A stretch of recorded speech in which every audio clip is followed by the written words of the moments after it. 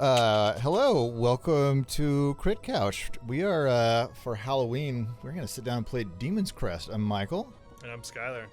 And it's Crypt Couch. Yeah, we're going to do a Crypt Couch for October. I have to figure out where to release this video in line with everything else. So Demon's Crest is a Capcom game, and it is... I haven't started my timer yet. Oh, hang on, we'll go through here. These very, statuesque people.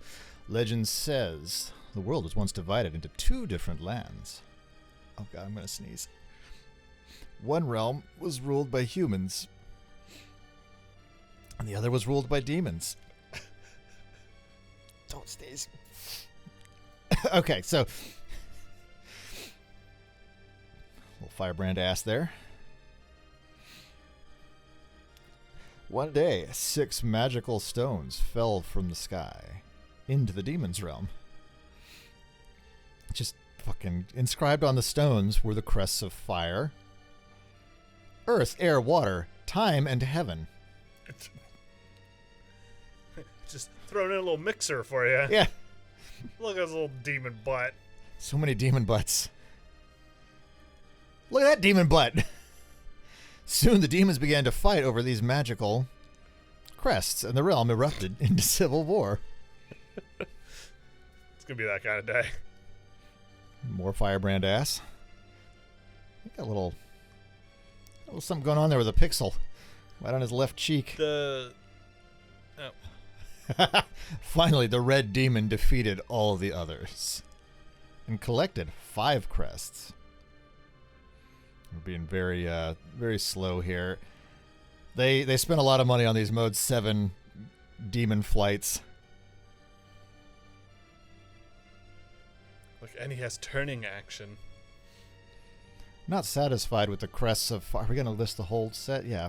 Fire, earth, air, water, and time. Oh, the red demon challenged the demon dragon for the crest of heaven. He's very, very, hand, like people hands for a dragon. Yeah. Uh-oh. Are they racing? I'm not sure. After a long and desperate battle, the red demon slayed the dragon and gained the final crest. You can tell it was a hard-fought battle. He has those little claw marks on him. Yeah, but the price of victory was tiny claw. He got in a fight with a cat. The dragon was actually only 15 pounds. Yeah. The red demon was critically wounded. Yeah, for those hands to just be eh. This is what happens when you own cats. Uh-oh. Oh! The pacing of this is... Yeah, it's a little bit slow here. The art is hardcore, though. Yeah. I have defeated the red demon. I'm going to regret that voice. Yeah, change it. I shall reign supreme. You're gonna kill your throat, man. I can already hear it. Nah, we're good. With the power of the crest. Come on, guys. Why do these people all talk so slow? Can finally get the Subway sandwich I've been waiting for. The demon world and the human world are mine. I will finally have $5 footlongs for life. $5 footlongs. $5. It was all just for shitty chicken. I've not eaten at a Subway in... No, the reason Subway is on the brain is because of Hanzo Subway, or Subway Hanzo. I found some fun art right before we started recording. Okay, so I'm not sure we're done. Are we done with this yet? Okay, can I talk about things? Longest paced. Yeah, it's been 3 minutes. It's okay. We're getting into Act 3 Okay, here now. we go. All right. So I'm gonna go ahead and start and just dive right in. So this is Demon's Crest. So yes, art is very hardcore. We're gonna have a little mini boss fight right here at the beginning. So it's Capcom, so of course the sprite art is just, top notch. They always did this. So Firebrand, or Red Aramer in Japan, he is the little red gargoyle from the Ghosts and Goblins games that would come in and swoop and kill your ass all the time. He's a little goofier looking in that game than Yeah, he is then. yeah, and so he actually had 2 other games before this, Gargoyle's Quest 1 and 2. That dragon is badass looking. So, our big, like, 2 main starter abilities here. We can't actually, I think, die during this one. We don't even have a UI yet. But when you jump and press the jump button again, you hover. And so that's kind of like your core. You can also, I don't think I can cling to that wall, but you can generally cling to most walls. You don't really learn that piece just yet here. God, am I going to sneeze? No. It's just going to be a struggle this whole episode, isn't it? Yeah. So here we start the game then. So yeah, actually we did take damage. It just didn't show up because the UI wasn't present. So now I wonder if you could have died. Probably. Would have been a... So the dragon's not dead yet. Still here. He's not exactly difficult at this point. Is it just... He's just sticking his head out. Yeah. Like, he can't even spit fire really directly at me, and now he's dead. How did he make those tiny little claw marks on you? I don't... Well, that was a different dragon, I think. Oh, see, I thought it would be the same dragon because now he's all, like, undead. Yeah, basically. yeah, that's actually a good point. That's a good point. He's just still pissed. Okay, so here the game automatically headbutts, so we also have a headbutt, so it shows you that we commit property damage fairly regularly. And cranial damage. Goodness. Yeah. Well, I don't know. Have you seen his head? Like, he's got a head made for button.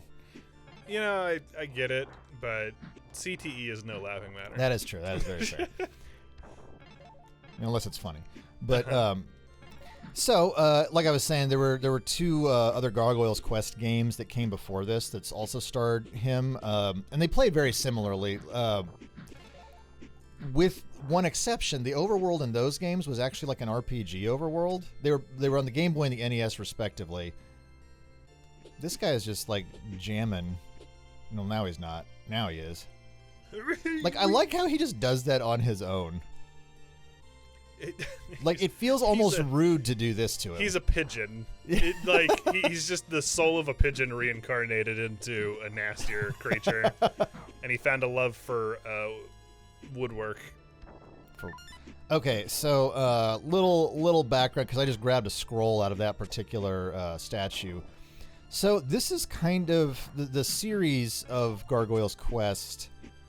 So like I said, the original 2 had like an RPG overworld, and so there were pieces of those games that were actually a little more RPG-ish. The levels themselves were distinct, like we're going to see in this game. But the platforming was very much informed by this ability to hover. In those games, you actually had a little hover meter that increased as your wings got stronger. This game, you can just kind of sit here indefinitely as Firebrand, like, humps the air and is grasping at something with his feet. It looks like he's kind of doing the, like, swimming tread kind of. Yeah. Real quick point of order on the art. Look at you see the tree? It actually has a small, like, blinking effect to make it look like the fire is. Yeah. Like, that is a detail I am not used to seeing in some of the games that we've played as far as their sprite art goes. Like, that's really beautiful. Yeah, this game is, like, super atmospheric, and it's actually kind of surprising that they have, like, the level of, like, skeleton detail that they have, like, on these stones back here. Clearly humans lost that war. Yeah, no, they... So, this boss... This is our first boss. Okay. Not too hard.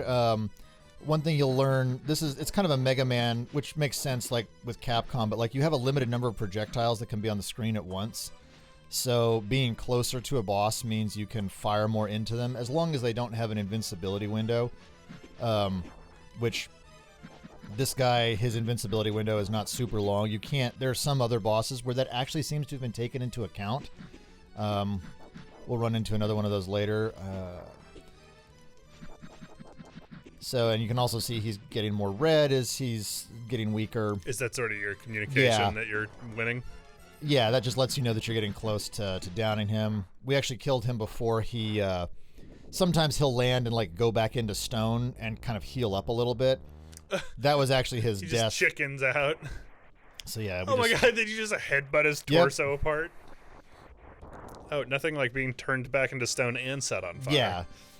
Yeah, turned to stone, set on fire, crushed.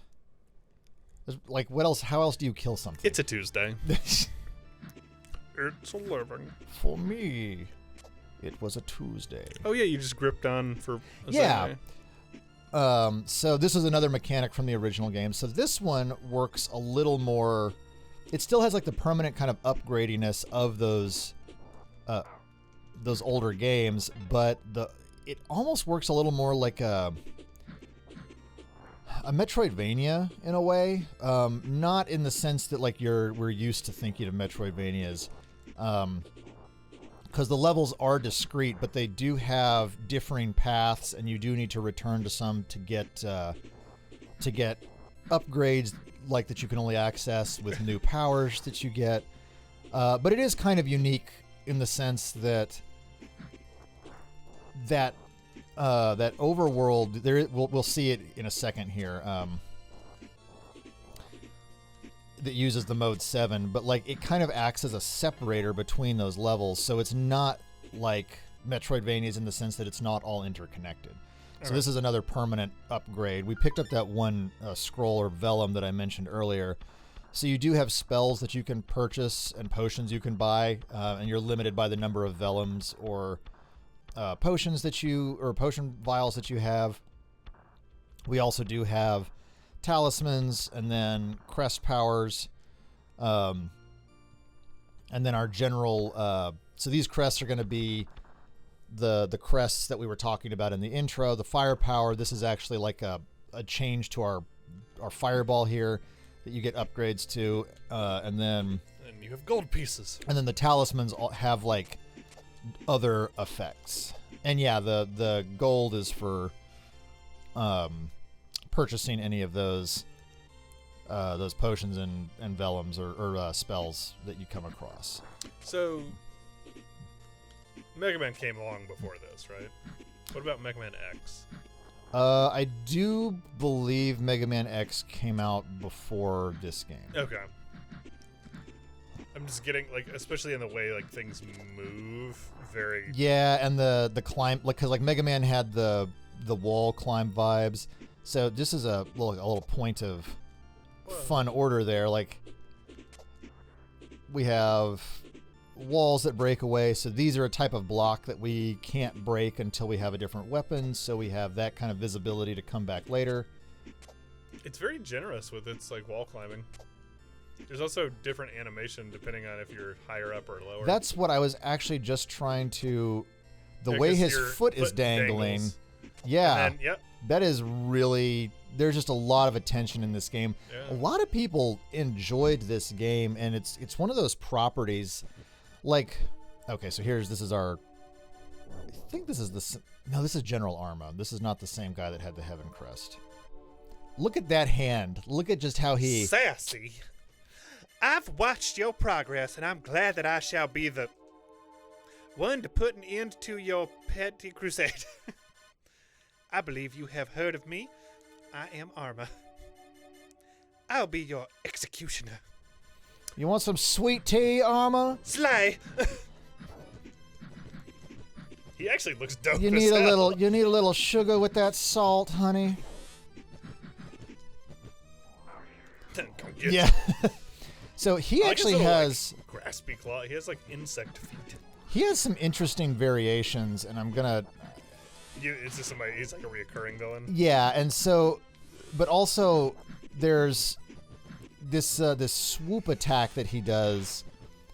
He changes the distance that he travels with it, and it can make it a little tricky to figure out. Come down here. Fight like the demon bat you are. Because like sometimes, so there you see he like went real long and shallow. Yeah, that was weird. Is that a product of something, or? I'm not entirely sure. I don't know if it's based on like when he's been knocked back after being hit, or if it's like your proximity to him. Yeah. This is not him being finalized yet, so. Yeah. You do seem to possess the strength people have been talking about. I look forward to our next encounter. Me too, Are Shug. you super glad we gave him that voice? Oh, I am. Oh, he pooped something. Yeah, he dropped the Earth Crest. Oh, yeah. Yeah, Wait, so I'm a G Gargoyle. I gain great speed and strength to break stone statues. G for gamer. Yeah. So, oh wow, look at this. Yeah, so this is what I was talking about, how the levels are divided up on a Mode 7 map. Yeah. And so there's some hidden things, like, you know, there's like little places that that might be one. I don't remember. Actually, I tell you what, how about on the next episode of Crit Couch, we'll get into that. Yeah. Actually, I did want to land here so that we have a place to sink and they're not lost when we come back to the next one. So. Oh, okay. Hey, this is where we'll be. Yep. We'll see you back at the city next time on Crypt Couch. Crypt Couch. Crypt Couch, yes. Crypt Couch. I like how he's just like, you know what? I'm going to run it full nude, but I'm going to get my accessories going with his little bracelets and anklets. Where's my gargoyle butt? Wait. Gargoyle butt. He's got a little tail. He does There's have a a little tiny little tail. Next time on Crypt Couch.